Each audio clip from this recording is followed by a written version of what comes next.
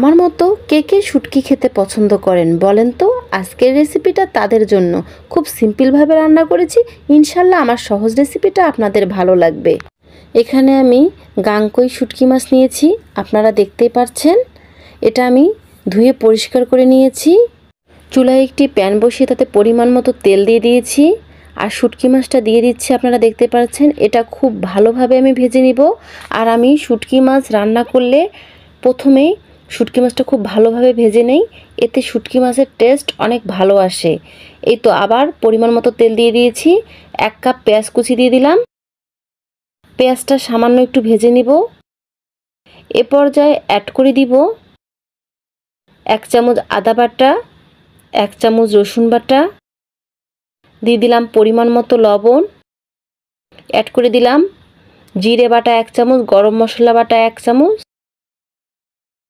দিয়ে দিলাম পরিমাণ মতো হলুদ, দিয়ে দিলাম 1 চামচ মরিচের গুঁড়ো, দিয়ে ভালোভাবে মশলাটা আমি কষিয়ে নিচ্ছি।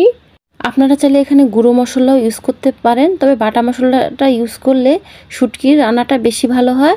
মশলাটা আমার কষানো হয়ে গিয়েছে। এ পর্যায়ে শুটকি মাছটা আমি দিয়ে দিয়েছি। এখন খুব ভালোভাবে মশলার সঙ্গে আমি শুটকি মাছটা কষিয়ে নিব। এই কাজটা একটু অবশ্যই সময় নিয়ে করতে হবে।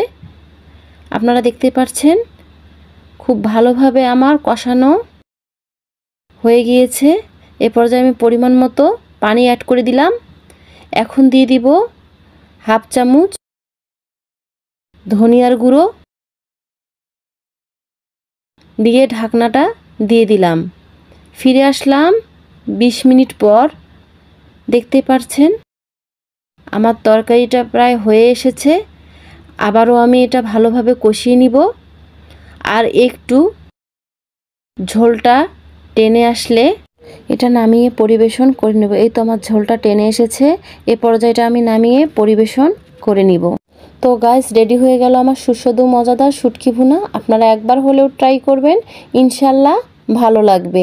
আমার রেসিপিটা যদি আপনাদের ভালো লাগে, লাইক, কমেন্ট, শেয়ার করে পাশে থাকবেন। আল্লাহ হাফেজ।